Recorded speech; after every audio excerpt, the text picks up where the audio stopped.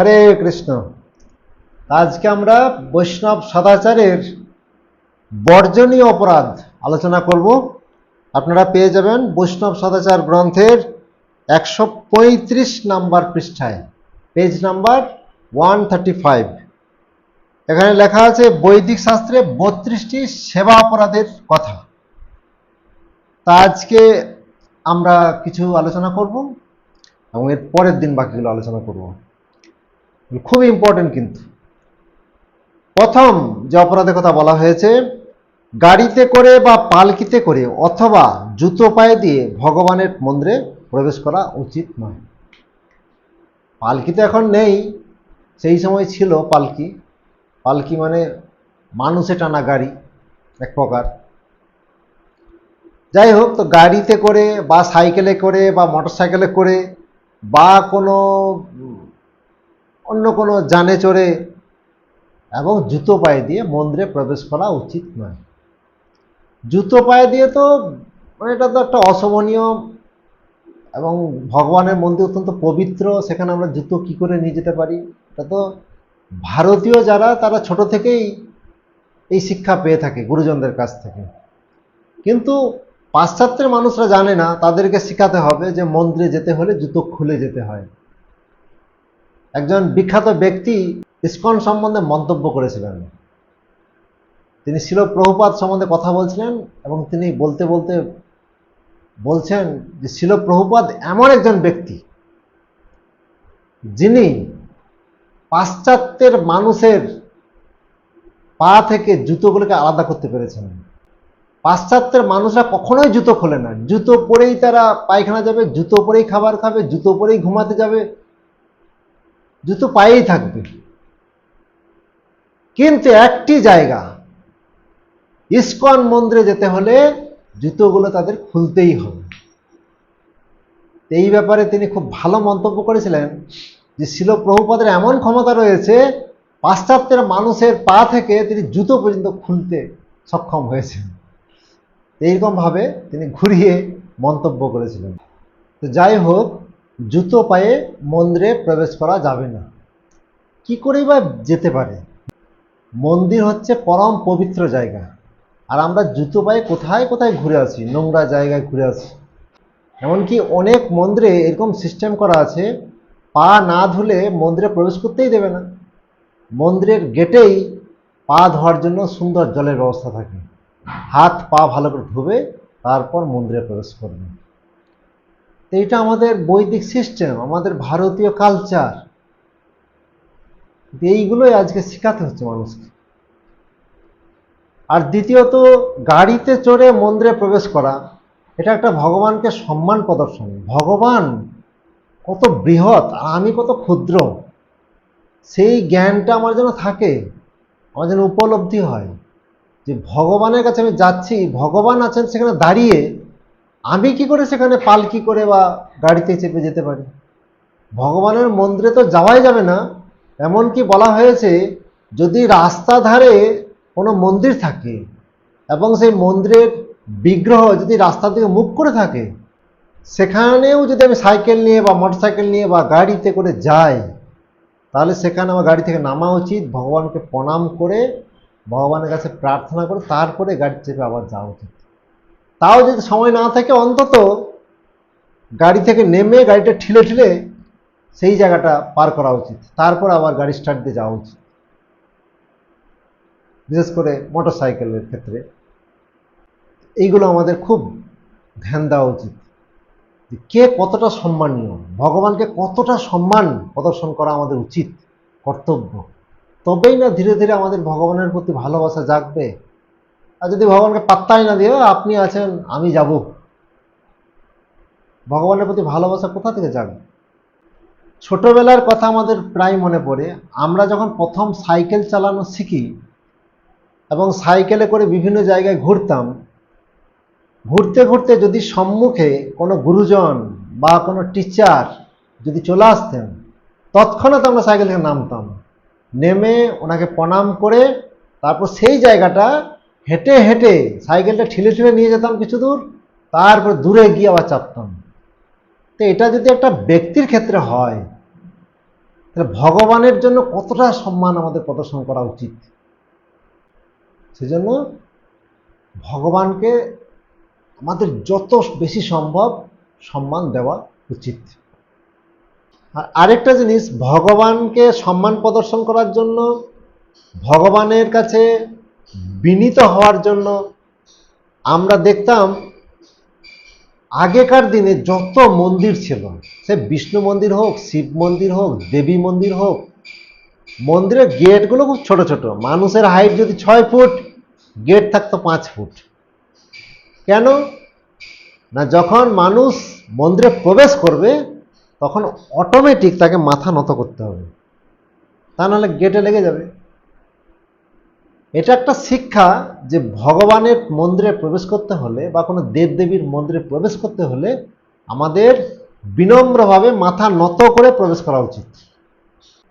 দ্বিতীয় নম্বর অপরাধ, পরমেশ্বর ভগবানের প্রসন্নতার জন্য জন্মাষ্টমী, রথযাত্রা ইত্যাদি মহোৎসব পালনে অবহেলা করা উচিত নয়।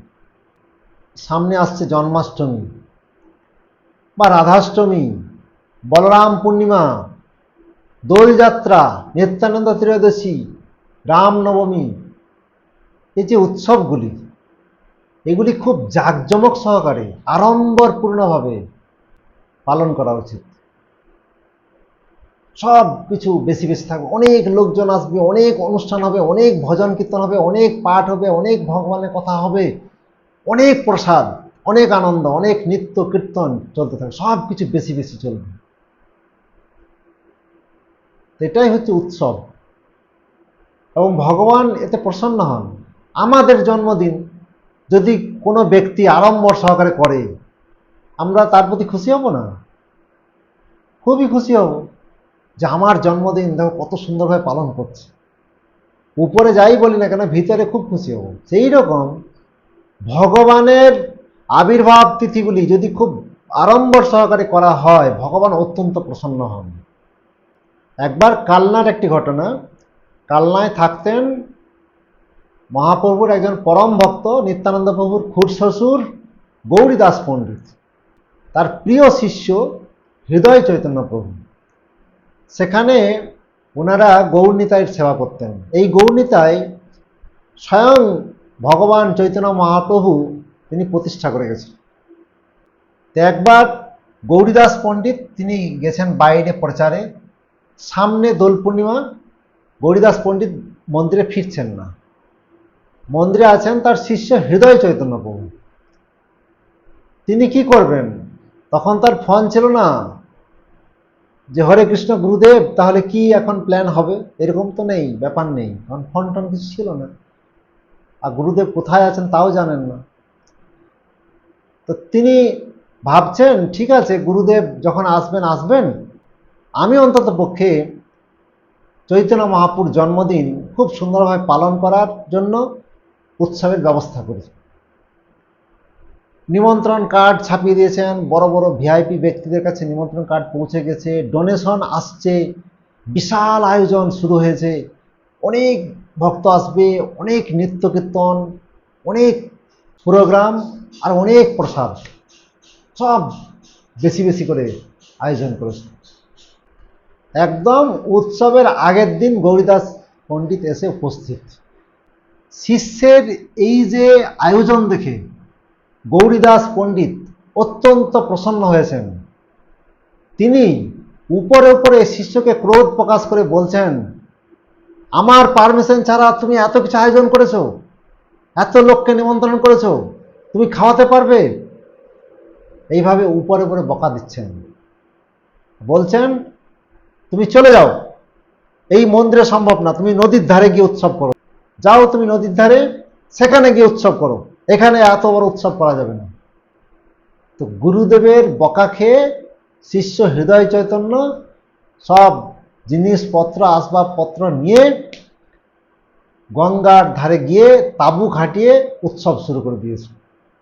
গুরুদেব বলেছেন কি করবেন, যেতে হবে। সেখানে সুন্দর প্যান্ডেল হয়েছে, সুন্দর রান্নাবান্না চলছে, নৃত্য কীর্তন, ভগবানের কথা, অনেক অনেক ভিআইপি ব্যক্তিরা সেখানে গিয়ে উপস্থিত হয়েছেন, অনেক মানুষ, অনেক ভক্ত সেখানে গিয়ে সমবেত হয়েছিল। উৎসবের দিনে গৌরীদাস পণ্ডিত সুন্দরভাবে রান্না করেছেন। রান্না করে যখন সেই ভোগ গৌরনিতাইয়ের কাছে আনছেন, দেখছেন গৌরনিতাই মন্দিরে নেই। গৌরীদাস পণ্ডিত অবাক, আরে গৌরনিতাই গেল কোথায়? তখন গৌরীদাস পণ্ডিত বুঝতে পেরে গেছেন যে গৌরনিতাই কোথায় আর যাবে, বুঝতে পেরে গেছি, আমার শিষ্যের কাছেই যাবে, ওই গঙ্গাত্রেই গেছে যেখানে উৎসব হচ্ছে, নিশ্চিত রূপে সেখানেই গেছে। তখন গৌরীদাস পণ্ডিত রেগে একটা লাঠিকে ধরে যাচ্ছে। দূর থেকে দেখতে পাচ্ছেন যে সেখানে উদ্দণ্ড নৃত্য কীর্তন চলছে, বিশাল আয়োজন, আর ভক্ত সমাবেশে কীর্তন চলছে, মাঝখানে গৌরনিতাই নৃত্য করছেন। তো যখন গৌরীদাস হন্তদন্ত করে এগিয়ে যাচ্ছেন সেদিকে, দূর থেকে চৈতন্য মহাপ্রভু নিত্যানন্দ প্রভু দেখতে পেয়ে গেছেন যে গৌরীদাস আসছে। সঙ্গে সঙ্গে চৈতন্য মহাপ্রভু কি করেছেন? হৃদয় চৈতন্যের হৃদয়ে প্রবেশ করে গেছে। ওই যে সেই দিন হৃদয়ে প্রবেশ করেছিলেন চৈতন্য মহাপ্রভু, হৃদয় চৈতন্য, সেই দিন থেকে তার নাম হয়েছিল হৃদয় চৈতন্য। তারপর গৌরীদাস সেখানে গিয়ে যখন সবকিছু বুঝতে পারলেন, তখন তার শিষ্য হৃদয় চৈতন্যকে জড়িয়ে ধরে কাঁদতে শুরু করলেন যে তোমার মতো শিষ্য পাওয়া বড় সৌভাগ্যের ব্যাপার। তো দেখুন, এই যে উৎসব করেছিলেন একটা রিস্ক নিয়ে, গুরুদেবের পারমিশন নেই, গুরুদেব কোথায় জানেন না, তথাপিও তিনি নিজের ইচ্ছাতেই তিনি বড় আকারে উৎসব করেছিলেন। তো চৈতন্য মহাপ্রভু এত খুশি হয়েছিলেন, এত খুশি হয়েছিলেন, চৈতন্য মহাপ্রভু গৌরীদাস পণ্ডিতের শিষ্যের হৃদয়ে প্রবেশ করে গেছিল। সেই রকম আমাদেরও এটা মনে রাখা উচিত এবং ভগবানের জন্মদিনগুলিকে, আবির্ভাব তিথিগুলিকে সেইভাবে আড়ম্বরপূর্ণভাবে পালন করা উচিত। 3 নাম্বার, ভগবানের শ্রীবিগ্রহের সামনে দণ্ডবৎ প্রণতি নিবেদন করতে অবহেলা করা উচিত নয়। ভগবানের মন্দিরে গিয়ে ভগবানকে প্রণাম করতে বিন্দুমাত্র দ্বিধাগ্রস্ত হওয়া উচিত নয়। যে জায়গাটা নোংরা আছে, ধুলো আছে, আমার জামা কাপড় নোংরা হয়ে যাবে, তাই তো এমনি একটু প্রণাম করে নিন, না, দণ্ডবৎ প্রণাম। ভগবানের বিগ্রহ যেখানেই থাকবেন সেখানেই দণ্ডবৎ প্রণাম নিবেদন করা উচিত। প্রভুজিদের জন্য ষষ্ঠাঙ্গে প্রণাম, মাতাজিদের জন্য পঞ্চাঙ্গে প্রণাম। ভগবান শ্রীকৃষ্ণ ভগবদ্গীতার 8 অধ্যায়ের 65 নম্বর শ্লোকে বলছেন, মন্মনা ভব মদ্ভক্ত মজ্জাজিমাম নমস্কুরু। 4টা স্টেপের কথা বলেছেন। ফার্স্ট স্টেপ হচ্ছে মনমনা ভব, সদা সর্বদা মন দিয়ে আমার চিন্তা করো। খুব টাফ জিনিস, খুব কঠিন জিনিস। এর থেকে আরেকটু ইজি ধাপ কি? মনমনা ভব মদ ভক্ত। এটার থেকে ইজি হচ্ছে মদ ভক্ত, আমার ভক্ত হয়। ভক্ত মানে কখনো গ্রন্থ পড়বে, কখনো ভগবানের কথা শ্রবণ করবে, কখনো ভগবানের ভোগ নিবেদন করবে, কখনো ভগবানের আরতি করবে, কখনো বা ভগবানের প্রচার করবে, কখনো ভগবানের জন্য মার্কেট করবে। বৈচিত্র্য রয়েছে এর মধ্যে। তো এটা একটু সহজ জিনিস, কিন্তু সবসময় ভগবানের কথা চিন্তা করার থেকে ভগবানের ভক্ত হওয়া একটু সহজ জিনিস আছে।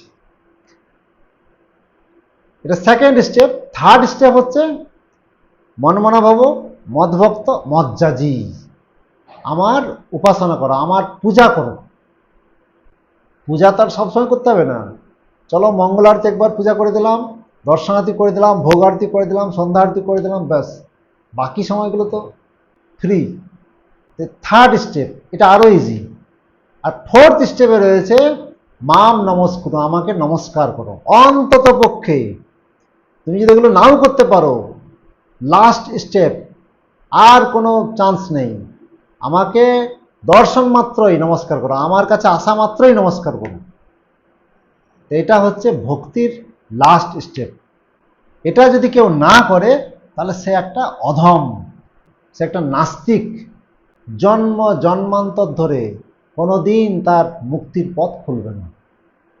তো ভগবানকে দেখা মাত্রই, ভগবানের মন্দিরে যাওয়া মাত্রই আমাদের প্রণাম নিবেদন করা উচিত, অন্তত পক্ষে। এটা হচ্ছে লাস্ট স্টেপ।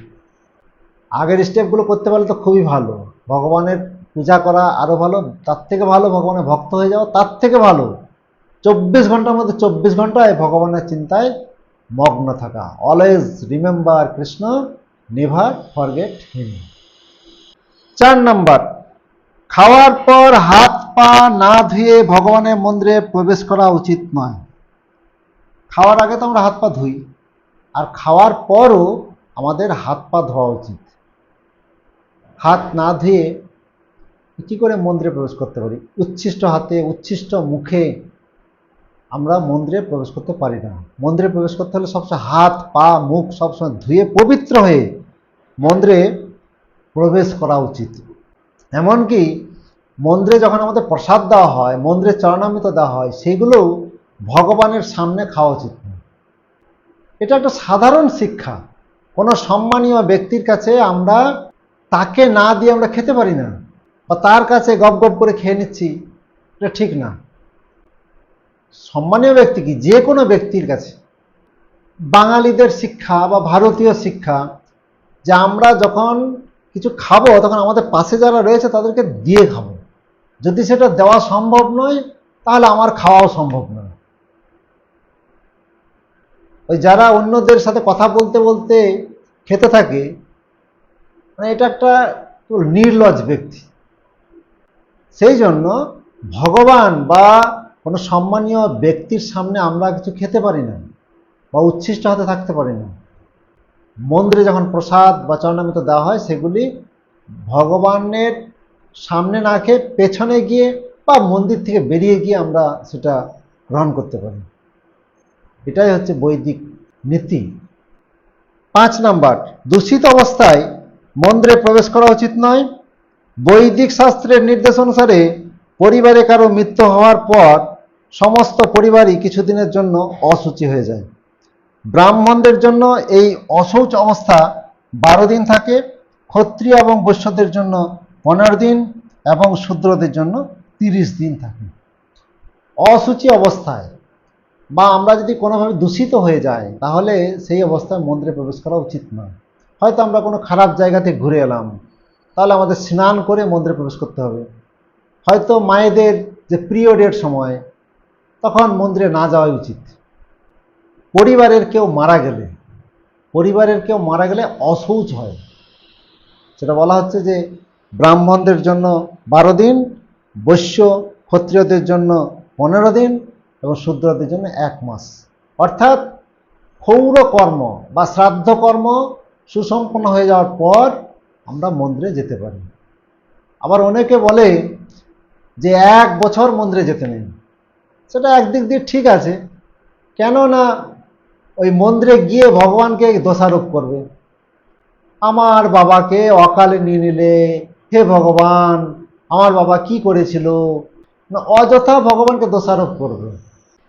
জীব তার নিজের কর্মফল ভোগ করতে থাকে, তার জন্ম মৃত্যু, তার দুঃখ কষ্ট সব নিজেই ডেকে নিয়ে আসে। যেমন কর্ম তেমন ফল, এর জন্য ভগবানের কোনো হাত নেই। বিচারে কারো ফাঁসি হয়ে গেল, বিচারকের কোনো দোষ নেই। সে এমন কাজ করেছে যার ফলে তাকে ফাঁসি দিতে বিচারক বাধ্য। সেই রকম কেউ যখন মারা যায়, অকাল মৃত্যু হয় কারো, তার নিজের কর্মদোষ। এর জন্য ভগবানের কোনো দোষ নেই। যেমন নিজে কর্ম করেছে সেরকম ফল পেয়েছে। কিন্তু সাধারণ মানুষ এটি বোঝে না, তারা গিয়ে ভগবানকে দোষারোপ করে। আপনি আমার মাকে নিয়ে নিলেন প্রভু, আমার মা কত ভালো ছিল। এই যে দোষারোপ করা, এটা খুব খারাপ জিনিস। সেই জন্য অনেকে বলে যে কেউ মারা গেলে 1 বছর মন্দিরে যাওয়া উচিত নয়। কিন্তু যারা ভগবত ভক্ত, যারা বুঝতে পেরেছে ফিলোসফি, যারা জানতে পেরেছে যে জীব তার নিজের কর্মফল নিজেই ভোগ করে, তাদের ক্ষেত্রে কোনো নিষেধ নেই। তারা শ্রাদ্ধ কর্মের পরের দিন থেকেই মন্দিরে যেতে পারে। আর যারা ব্রাহ্মণ দীক্ষিত ভক্ত, তাদের তো কোনো প্রকার অশুচি হয় না, কারণ পরিবার থেকে তারা বিচ্যুত হয়ে যায়। ব্রাহ্মণ দীক্ষার সময় তারা পরিবারের যে বন্ধন, সেই বন্ধন কাটিয়ে তারা অচ্যুত গোত্র হয়ে যায়, ভগবানের গোত্রের হয়ে যায়। তাই পরিবারের কেউ মরলেও যারা ব্রাহ্মণ বলতে বৈদিক শিক্ষায় শিক্ষিত হয়ে ব্রাহ্মণ, অর্থাৎ ইস্কনের ব্রাহ্মণ বা গৌরী মঠের ব্রাহ্মণ, তাদের কোনো অসুচ হয় না। তাদের বাড়ির কেউ মারা গেলেও কোনো প্রকার কোনো অসুচ তাদের পালন করতে হয় না, কারণ তারা ভগবানের গোত্র প্রাপ্ত হয়েছেন। 6 নাম্বার, এক হাতে দণ্ডবত প্রণাম করা উচিত নয়। কারণ এক হাতে মোবাইলটা ধরে থাকলাম আর এক হাত দিয়ে দণ্ডবত প্রণাম করলাম, বা এক হাতে জপব্যাগ আছে আর এক হাত দিয়ে প্রণাম করলাম, বা হাত দুটোকে গুটিয়ে এমনি কোনো মাথার টাচ করে নিলাম। প্রণাম করার অর্থ হচ্ছে সম্পূর্ণ স্যারেন্ডার, 100% শরণাগতি, পূর্ণরূপে ভগবানের শরণাগত হওয়া। পুরো সাষ্টাঙ্গে শুয়ে পড়ে হাত দুটো প্রসারিত করে একদম লাঠির মতো শুয়ে পড়তে হবে, এবং মনে মনে আমাদের চিন্তা করতে হবে আমাদের ডান হাত ভগবানের ডান চরণে আর বাম হাত ভগবানের বাম চরণে দিয়ে আমি প্রণাম করছি। এইভাবে চিন্তা করতে করতে ভগবান শ্রী বিগ্রহের প্রণাম মন্ত্র উচ্চারণ করতে হবে। এটা হচ্ছে প্রণামের বিধি। আমরা যত ভগবানের শরণাগত হব, যতটা স্যারেন্ডার হব, সরঙ্গ শরণাগতি হইয়াছে যাহার, তাহার প্রার্থনা শুনেন শ্রীনন্দ কুমার। আমাদের শরণাগতির মাত্রা অনুসারে ভগবান আমাদের প্রার্থনা শুনবেন। দ্রৌপদী এক হাত দিয়ে লজ্জা নিবারণ করছিলেন আর এক হাত দিয়ে গোবিন্দকে ডাকছিলেন। গোবিন্দ আসেননি। যখন সম্পূর্ণ স্যারেন্ডার হয়ে ভগবানকে ডাকলেন, ভগবান এলেন। ঠিক তদ্রূপ ভগবানের কাছে সম্পূর্ণ স্যারেন্ডার হয়ে প্রণাম নিবেদন করা উচিত, তাহলে ভগবান আমাদের প্রার্থনা শুনবেন। 7 নাম্বার, শ্রীকৃষ্ণের সম্মুখে পরিক্রমা করা উচিত নয়। মন্দির পরিক্রমা করার বিধি হচ্ছে ভগবানের শ্রীমূর্তিকে দক্ষিণের দিকে রেখে প্রদক্ষিণ করা। প্রতিদিন অন্তত 3 বার মন্দির পরিক্রমা করা উচিত। তো ভগবানের সামনে কাউকে পরিক্রমা করা উচিত নয়। যেমন তুলসী মহারানী বা প্রভুপাদ, যদি তুলসী মহারানীকে পরিক্রমা করতে হয় তাহলে ভগবানের পর্দা দিয়ে তারপর পরিক্রমা করতে পারি আমরা। সেই জন্য সন্ধ্যাকালীন যে তুলসী আরতি হয় তখন ভগবানের পর্দা বন্ধ থাকে। আর ভগবানকে আমরা পরিক্রমা করব, ভগবানকে ডান দিকে রেখে আমরা মিনিমাম 3 বার করতে পারি, 4 বার করতে পারলে ভালো। বৈদিক শাস্ত্রে বলা হয়েছে দেবদেবীদের মন্দির 3 বার এবং বিষ্ণু মন্দির অন্ততপক্ষে 4 বার পরিক্রমা করা উচিত। তো সেই সূত্রে ভগবানের মন্দির 4 বার করতে পারলে ভালো, কমসে কম 3 বার করতেই হবে। মায়াপুরে 3 বার করা হয়, যেহেতু মায়াপুর বিশাল এলাকা জুড়ে রয়েছে, অনেক ভক্ত, পরিক্রমা করতে অসুবিধা হয়, তাই 3 বার হয়। আমাদের শিলিগুড়িতে 4 বার করা হয়, প্রভুপাদকে নিয়েই 4 বার পরিক্রমা করা হয়। তো অন্তত পক্ষে 3 বার করতেই হবে, এটাই হচ্ছে ভক্তের লক্ষণ। সরব গোস্বামী তাদের এত সেবা ছিল, চৈতন্য মহাপ্রভু তাদের এত দায়িত্ব দিয়েছিলেন, তথাপিও তারা প্রত্যেক দিন সংখ্যাপূর্বক গোবর্ধন পরিক্রমা, রাধাকুণ্ড পরিক্রমা, জপ সব কিছু সংখ্যাপূর্বক করতেন। ভগবানকে প্রণাম নিবেদন, সংখ্যাপূর্বক নাম গাননতিভি কালাবসানি কৃত নিদ্রাহার বিহার কাদি বিজিত চাতন্ত দীন চজো। সংখ্যাপূর্বক নাম গান নতিভি কালা বসানিকৃত, এইভাবে তারা কালকে অতিবাহিত করতেন। সংখ্যাপূর্বক ভগবানের নাম করতেন, সংখ্যাপূর্বক ভগবানের প্রণাম করতেন, সংখ্যাপূর্বক ভগবানকে প্রদক্ষিণ করতেন। এটা হচ্ছে ভক্তের লক্ষণ। ভক্ত সবসময় প্রতিশ্রুতিবদ্ধ থাকবেন যে প্রভু আমি প্রতিদিন আপনাকে 8 বার করে প্রণাম করব, 4 বার করে প্রদক্ষিণ করব, আর কমসে কম 16 মালা জপ করব। এরকমভাবে ভগবানের কাছে প্রতিশ্রুতিবদ্ধ থাকা উচিত। 8 নাম্বার, শ্রী বিগ্রহের সামনে পা ছড়িয়ে বসা উচিত নয়। কোনো সম্মানীয় ব্যক্তির কাছেই পা ছড়িয়ে বসা উচিত নয়, বিগ্রহের সামনে তো একদম না। বিগ্রহ দাঁড়িয়ে আছেন, আমি কি করে বসে থাকতে পারি পা ছড়িয়ে? আর পা ছড়িয়ে বসা মানে তাকে লাথি দেখানো সমান। যাদের অসুবিধা হয় তাদের ক্ষেত্রে আলাদা, সেটা অন্যদিকে পা রেখে বা আড়ালে গিয়ে পা ছড়িয়ে একটু বসতে পারে, কিন্তু সচরাচর পা ছড়িয়ে বসা মন্দিরে মোটেই শোভনীয় না। সব থেকে ভালো ভগবানকে দাঁড়িয়ে দাঁড়িয়ে দর্শন করা, কেননা ভগবান তো দাঁড়িয়ে আছেন। যদি আমাদের অনেক সময় সেখানে থাকতে হয় বা ভজন কীর্তন করতে হয়, তাহলে আমরা বসে বসে করতে পারি। কিন্তু ভগবান যখন আরতি হয় তখন তো অবশ্যই দাঁড়াতে হবে। কখনোই পা ছড়িয়ে বসা উচিত না। প্রয়োজন হলে যদি সেরকম অসুবিধা হয় কারো কারো যদি শারীরিক প্রবলেম থাকে, তাহলে তারা চেয়ারে বসতে পারে সাইডে, বা একদম আড়ালে গিয়ে কিছুক্ষণ পা ছড়িয়ে বসতে পারে, যেটা কেউ যেন দেখতে না পায়।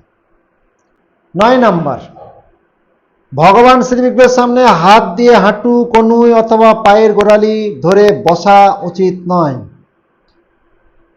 অনেকের স্বভাব থাকে না, বসে আছে হাঁটুতে হাত দিয়ে হাঁটু খুঁটছে বা হাঁটু নাড়াচ্ছে বা এই কনুই চুলকাচ্ছে বা পায়ের গোড়ালি ধরে আছে। তো বসতে হবে খুব সংযতভাবে, কেননা সবসময় আমাদের চিন্তা করা উচিত সামনে ভগবান রয়েছেন।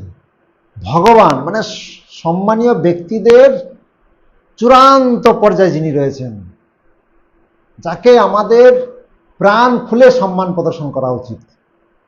তো সেই ভগবান আমার সামনে রয়েছেন, তার কাছে আমি কি করে এই সমস্ত করতে পারি? একদম সংযত পুরো আসনে বসে ভগবানের চিন্তায় মগ্ন থাকা উচিত। 10 নম্বর, শ্রীকৃষ্ণের শ্রীবিগ্রহের সামনে শোয়া উচিত নয়। যেখানেই ভগবানের শ্রীবিগ্রহ রয়েছে সেখানেই কোনোভাবেই শোয়া উচিত নয়। গর্ভমন্দিরে তো বসা পর্যন্ত উচিত নয়, শোয়া তো দূরের কথা। নাট মন্দির যেখানে, অর্থাৎ যেখানে ভক্তরা কীর্তন করেন, সেই জায়গার কথা বলা হচ্ছে, সেখানে কখনো শোয়া উচিত নয়। যদি শুতে হয় তাহলে মন্দির থেকে বেরিয়ে গিয়ে বাইরে শুতে পারবে, কিন্তু মন্দিরে কখনোই শোয়া উচিত নয়। হরে কৃষ্ণ। আজকে এইটুকুই থাক, অনেক সময় হয়ে গেছে। আগামী দিন আমরা বাকিগুলো আলোচনা করব। তা আপনারা এই ভিডিওগুলি প্রতি সপ্তাহের বৃহস্পতিবার ঠিক সন্ধ্যা 7টায় একটি করে নতুন ভিডিও পেয়ে যাবেন। যারা এগুলো শুনতে উৎসুক আছেন তারা প্রস্তুত থাকবেন। ইউটিউবে প্রত্যেক বৃহস্পতিবার ঠিক সন্ধ্যা 7টায়। হরে কৃষ্ণ। সকলে কৃষ্ণ চিন্তায় থাকবেন, সকলে আনন্দে থাকবেন। হরে কৃষ্ণ।